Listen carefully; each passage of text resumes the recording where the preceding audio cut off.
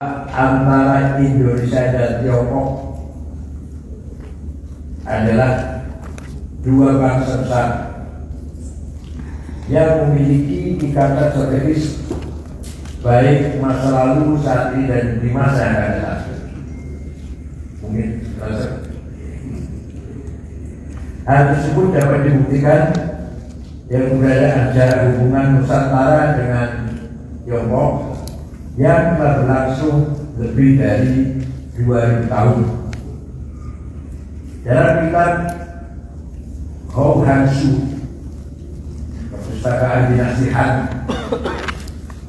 tercatat bahwa sejak zaman dinasti Han tahun 206 sampai 220 Masehi, sebelum Masehi, 206 sebelum Masehi sampai 220 Masehi, Kerajaan Ide Riau yang didirikan di Banten pada tahun 65 sebelum Masehi, yang rajanya bernama Diao Bian, sering mengirimkan utusannya dan menjaga hubungan dengan kekaisaran di Tiongkok.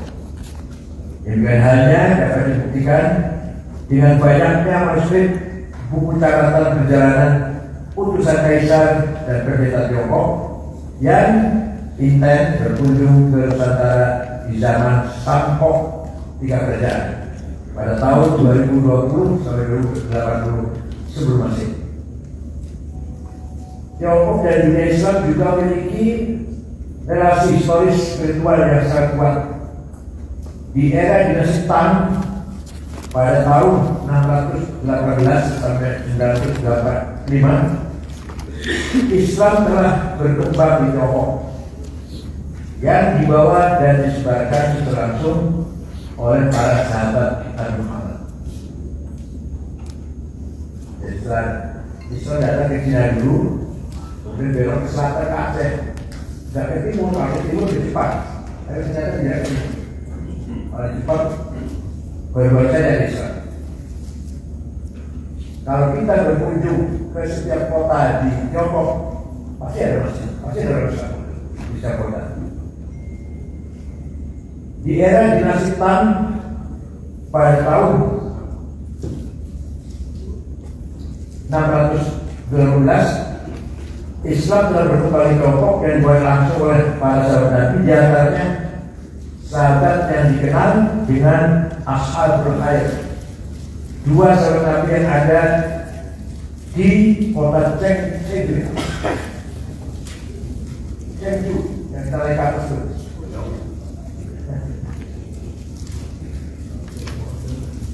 Dan dituliskan oleh sahabat Sa'ad bin Waqqas di kota Guangzhou. Buku arkeologis tersebut dapat ditemukan dengan keberadaan makam para sahabat Nabi dan kemudian masjid kantor yang dibangun oleh Kaisar Yongwei sebagai monumentalisasi hubungan baik sang kaisar dengan sahabat Sa'ad bin Waqqas dan kekaguman Kaisar Yongwei dalam dunia Islam. Masjid kantor, masjid pertama di Tiongkok sebagai tempat ibadah kaum muslimin, dan hingga kini masih kokoh berdiri dan berusia lebih dari 14 abad. Saya pernah ke Kuning, ternyata di sana cara pengajaran dari kitab Kuning, cara bikin makna sama dengan di pesantren. Mubtada min, khobar kho, fa'il fa, bisa di Kuning. Kemudian mereka membawa teori itu ke Indonesia. Indonesia cara kita pesantren ini mengkhofa itu dari Tiongkok duluan. Bukan kita sana, dari sana sih.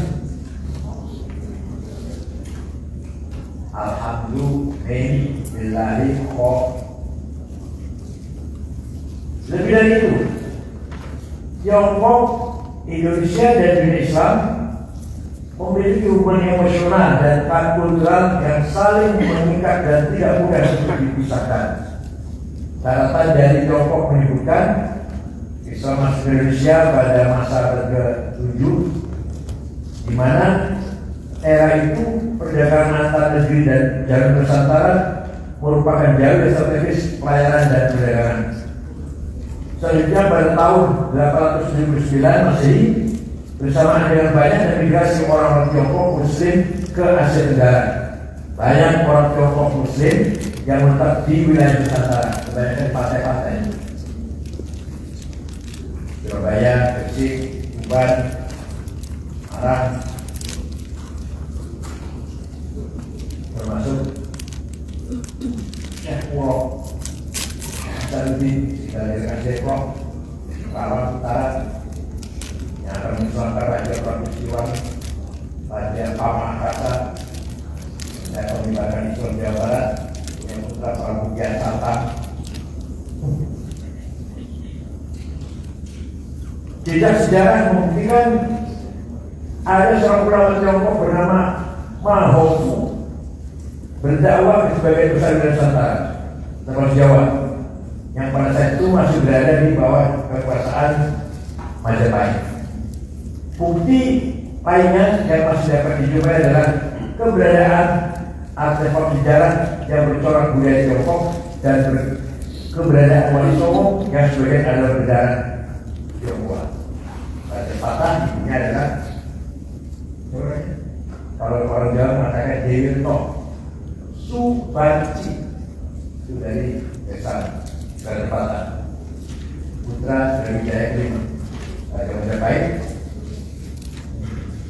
seorang laki-laki Hindu menikahi perempuan Muslimah dasar. Quran, oke, Quran dasar. Tapi Allah punya kehendak lain. Nikahnya tidak sah, tapi dengan adanya pernikahan Brawijaya ini yang hidup dengan Subanci Muslimah akan punya anak Raja Patah yang nanti akan menghilangkan kerajaan Majapahit dan mengislamkan masyarakat Jawa dan mengalahkan bapaknya. Itu luar biasa tangguhan Raja Taksin Allah Badar. Nikahnya tidak sah, nikahnya. Pada akhirnya Brawijaya itu masuk Islam. Interaksi dan metode dakwah dan budaya Tionghoa dengan bangsa Nusantara telah terbukti mampu melahirkan model beragama yang ramah, damai, toleran dengan cara Islam Nusantara seperti kita kenal sampai saat ini. Bahkan saya pernah masjid harus ada kumpul wakil iman. Ya nggak ada di masjid dari Timur kan nggak ada. Kita jumpai di salah satu masjid di harus kalian di harus.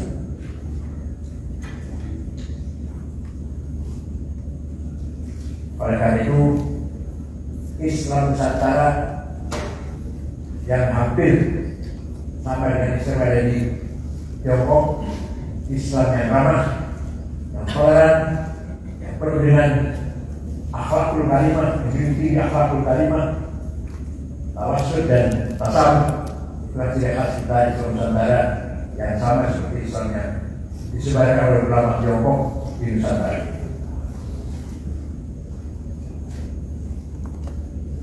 Sejarah yang tidak boleh dilupakan bahwa Indonesia adalah negara pertama di Asia Tenggara yang membentuk hubungan diplomatik dengan kulit rakyat Tiongkok pada tanggal 13 April 1950. Pada masa pemerintahan Presiden Soekarno, hubungan antara kedua negara sangat baik dan secara diplomatik telah membentuk ex-Beijing, Pyongyang, Hanoi, Phnom Penh, Jakarta.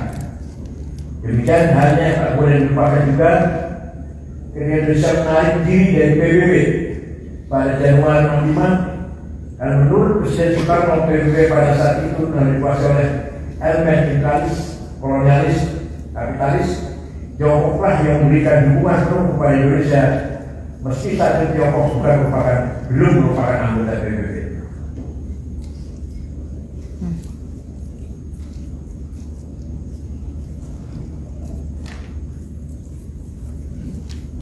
Saat ini keberadaan Indonesia sebagai negara demokrasi yang berbentuk Muslim terbesar di dunia, dan saat ini keberadaan Tiongkok sebagai negara modern yang maju dan kuat dengan penduduk terbesar di dunia, bila diorkestrasi dengan baik akan mampu menjadi kekuatan peradaban dunia.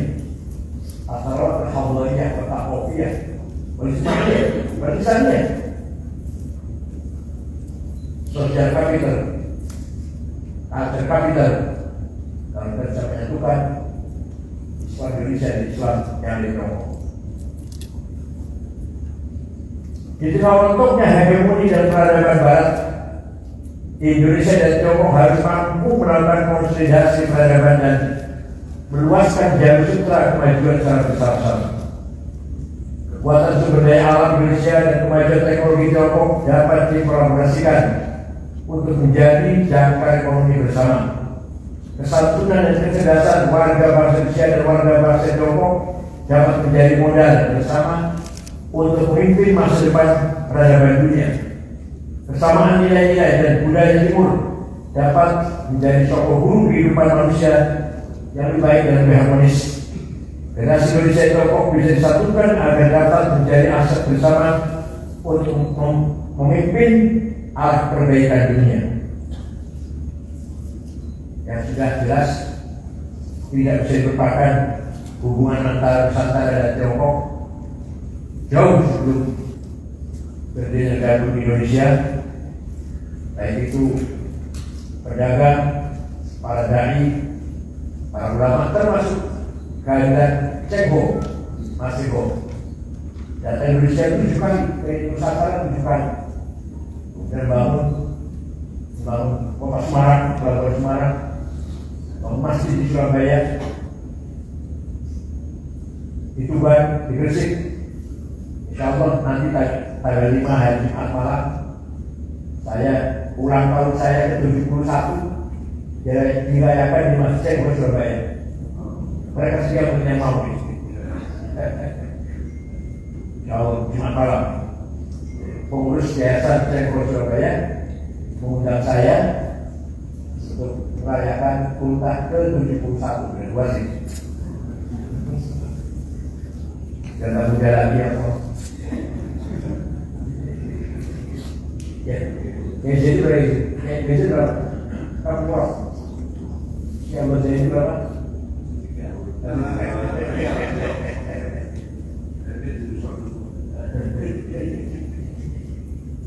Di sisi nilai-nilai Islam dan spirit Konfusianisme yang sudah membumi dan menjadi gaya hidup di Indonesia dan di Tiongkok bisa menjadi perekat yang mengeratkan hubungan diplomatik dan menjadi landasan spiritual kita bersama.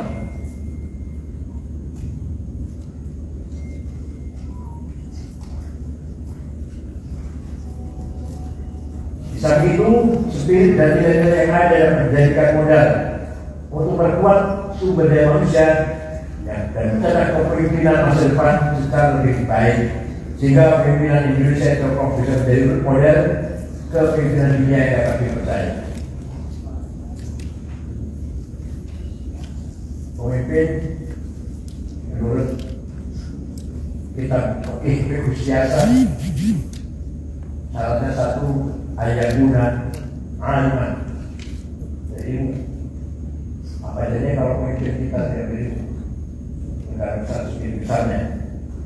Yang kedua, ayatuna adilan, menegakkan keadilan. Yang ketiga, ayatuna zahidan, tidak rakus, tidak tamak, tidak hubulman. Yang keempat, ayatuna syuja'an, berani. Yang kelima, saling majism, sehat fisiknya. Ormas Islam berharap pada ke depan visi kepemimpinan bangsa yang tidak hanya bertumpu pada komunitas dan populisme semata. Harus dari pemimpin yang berkualitas, tidak hanya popularitas dan tidak hanya populisme semata, tapi harus lebih berbobot visioner, smart, dan berpikir untuk masyarakat, bukan untuk kepentingan pribadi, keluarga, atau golongan semata. Jika pemimpin bangsa yang ada meninggalkan indikasi baik, tidak meninggalkan beban sejarah atau beban ekonomi politik bagi generasi masa datang. Semoga ini dan ke depan menjadi era baru, kepemimpinan baru, kesempatan baru, dan ada harapan baru. Mudah-mudahan.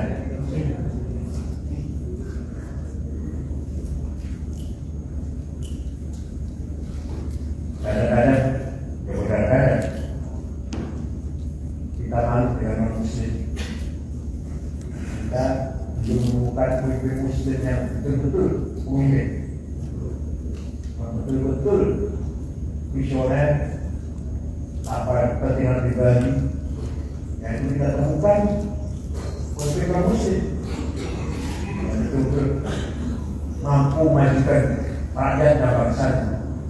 Saya mungkin bangsa, mungkin negara Islam mana? Malu kan?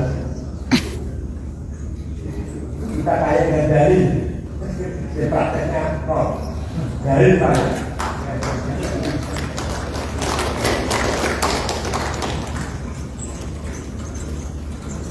Tantangan untuk mewujudkan peradaban yang ekologis dan kehidupan yang lebih manusiawi semakin kompleks. Di saat percepatan kemajuan teknologi dan digitalisasi yang semakin tak terbendung. Demikian halnya di saat ledakan jumlah penduduk dan ancaman sampah-sampah peradaban bertebaran bergerak secara sporadis, maka diperlukan upaya terpadu dari kelembagaan Indonesia World Culture and Training Center untuk mengedukasi generasi muda Indonesia agar dapat memahami aktivitas kolaborasi dan konvergensi Indonesia Tiongkok. Demikian halnya akan bermanfaat menjadi pusat pelatihan bahasa Mandarin, pusat pertukaran kebudayaan, ada pusat pelatihan skill teknis dan pusat pertukaran pemuda Indonesia Tiongkok. Lembaga Indonesia Tiongkok Cultural and Training Center dapat menjadi embero penyebar luas dan benih-benih kesepahaman people to people Indonesia Tiongkok yang membumi di masyarakat dan dikelola oleh ormas Islam dan ormas agama, jauh dari kepentingan politik. Kita jauh dari kepentingan politik dan membangun kekuatan civil society dengan mendongkrak daya peradaban, kemajuan, ilmu pengetahuan. Itu yang harus kita pentingkan. Lebih penting daripada keberhasilan politik. Kalau politik itu kalau tuliskan huruf Arab, Pak, Waw, Lam, Ya, Tak, Kaf. Politik. Jika orang-orang yang baca, Fawal, Lai, Bukan, Senti, Bukan. Jadi kalau dituliskan Arab, Pak, Waw, Lam, Ya, Tak, Kaf. Orang Arab baca, Fawal, Lai, Bukan. Bukan politik, orang Arab baca, Fawal, Lai, Bukan, Senti, Bukan. Jadi kalau ada itu bukan politik.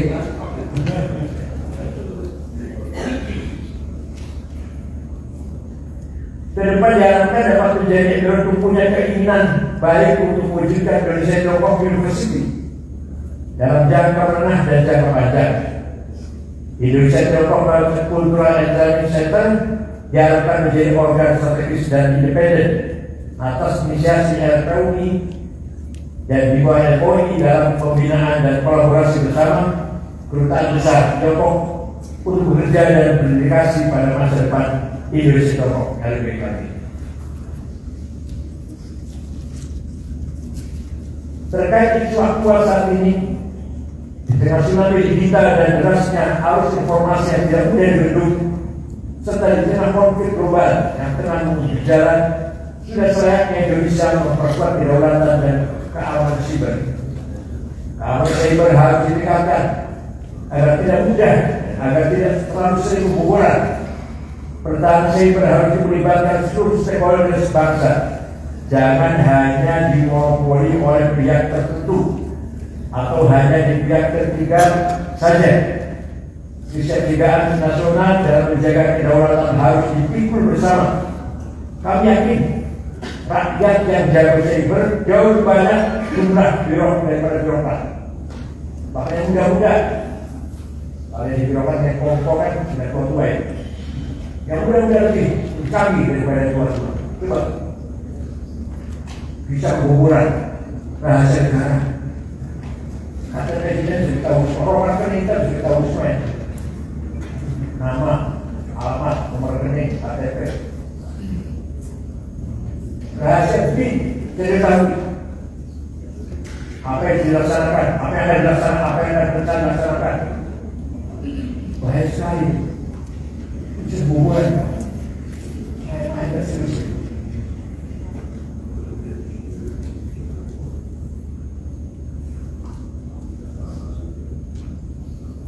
Kami yakin rakyat yang jago simpan jauh banyak jumlah birokrat yang ada. Apabila kekuatan ini dioptimalkan dan tidak hanya proyek maritim akan menggerakkan bangsa yang memiliki kekuatan cyber yang ada. Sudah seharusnya dan menjadi keniscayaan bagi pemerintah untuk lebih memihak pada ormas-ormas pejuang dan pendiri republik Indonesia, sebagaimana kognisi negara terhadap ormas-ormas yang tertuang dalam undang-undang ormas.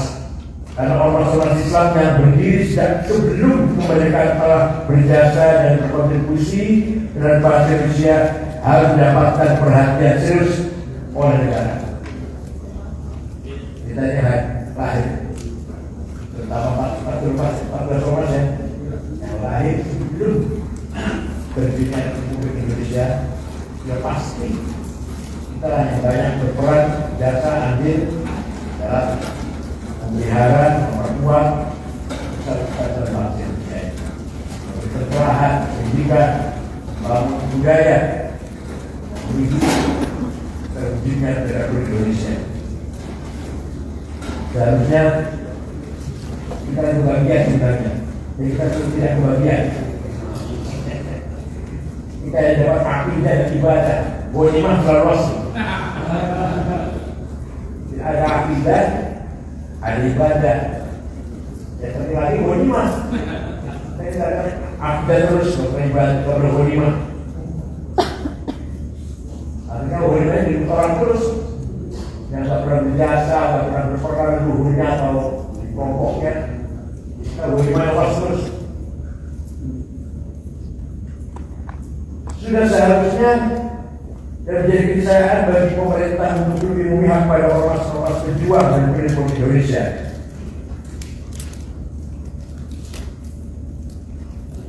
Di sisi lain, inisiasi dan diskusi dan realokasi sumber daya harus dilaksanakan secara adil dan transparan, serta berhak untuk kemaslahatan semuanya, terutama kemaslahatan sosial dan lingkungan. Sensitivitas isu izin khusus pertambangan yang terguncang jagat sosial media dan mencengangkan masyarakat yang akan rumput serta menjadi polemik nasional harus disikapi dengan arif dan bijaksana. Di satu sisi, realitasnya ada harapan dan peluang untuk mendorong kemandirian ormas, tetapi di sisi lain sudah seharusnya pula perlu disiapkan perangkat kebijakan yang memadai dan diperlukan persiapan yang masif, serta tidak terkesan gegabah yang ini lahirnya fitnah, tuduhan motif politik atas pemberian proses tambah harus terpis dan itikat baik penyelenggara negara segera mengajak seluruh ormas agama duduk bareng, ngobrol bareng, terbuka, transparan, mendiskusikan fokus dan fokus kebijakan serta mewujudkan komitmen pengelolaan yang lebih pro lingkungan dan lebih pro terhadap masyarakat. Ini ghanimah yang belum geger sudah luar biasa. Ghanimah apa? Ribahnya saja. Ghanimah sebelum terlalu ribahnya sudah luar biasa. Agar ke depan tidak ada desas-desus lagi terkait isu cuci piring nasional, dan seolah-olah hanya akan memindahkan tanggung jawab recovery dan reklamasi tambang serta resolusi konflik pasca tambang. Maka perlu dipertegas peta potensi lokus izin tambang yang akan diberikan. Demikian halnya dan juga tidak menjadi kesempatan bagi para pembenci pemerintah untuk menuduh seolah-olah lokasi yang diberikan tinggal tulang-tulang belakang.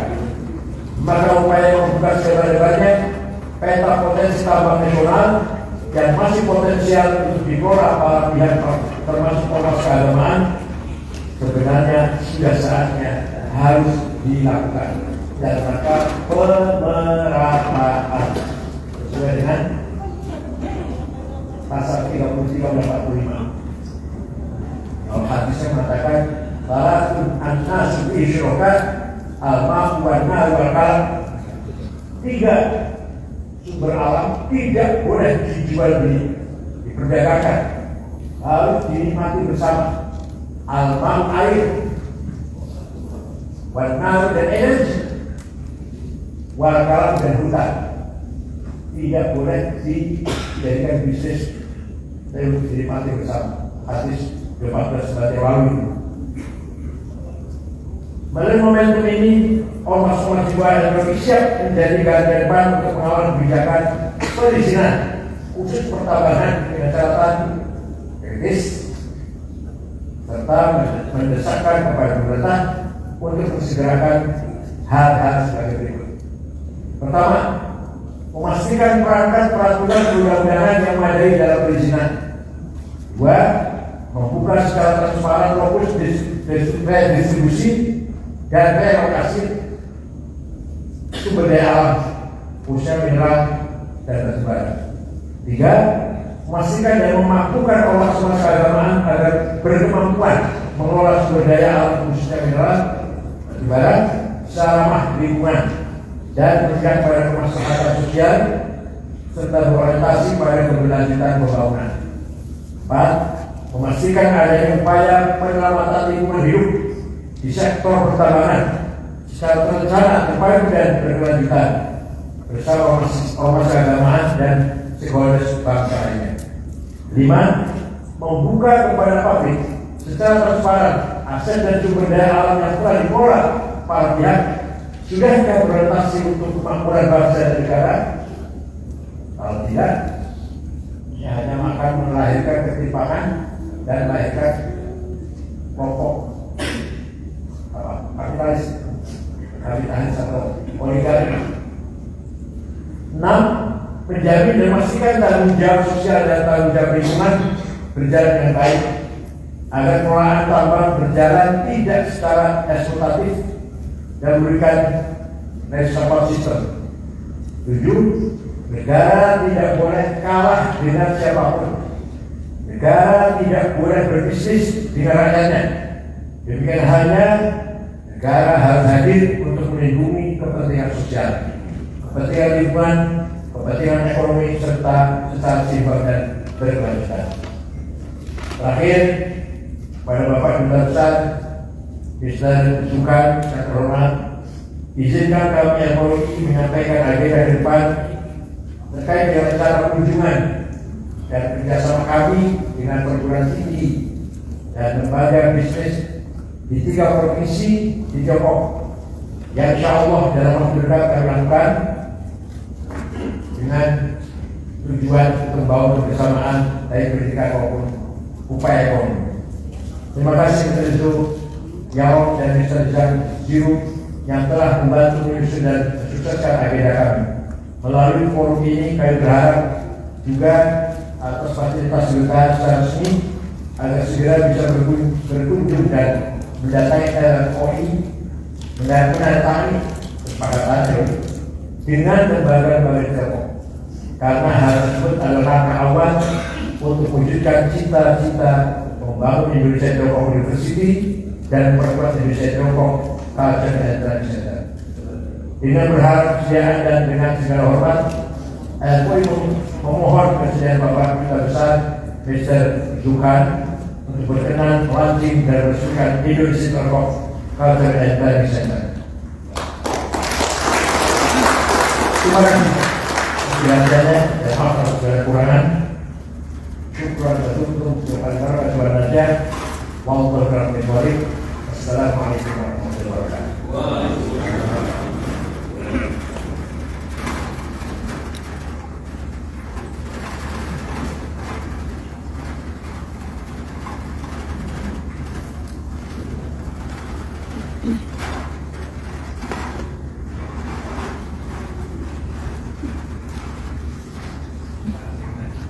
Terima kasih kami sampaikan kepada Profesor Dr. Yang Setempat. Hadirin kami hormati, berikutnya sambutan yang akan disampaikan oleh Duta Besar Republik Rakyat Tiongkok RI dari Mr. Zulkan. Kepadanya silakan.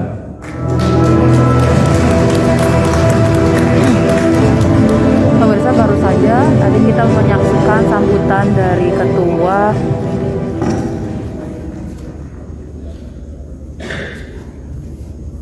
ketua dari LPOI Bapak Kiai Haji Said Akil Siroj. Beliau menjelaskan mengenai sejarah Indonesia dan Tiongkok, sekaligus terkait dengan pentingnya ormas Islam untuk mendukung giat pemerintah dan mengawal konsensus tambang. Sekian reportase dari saya, Widya Misela, dari Jakarta melaporkan.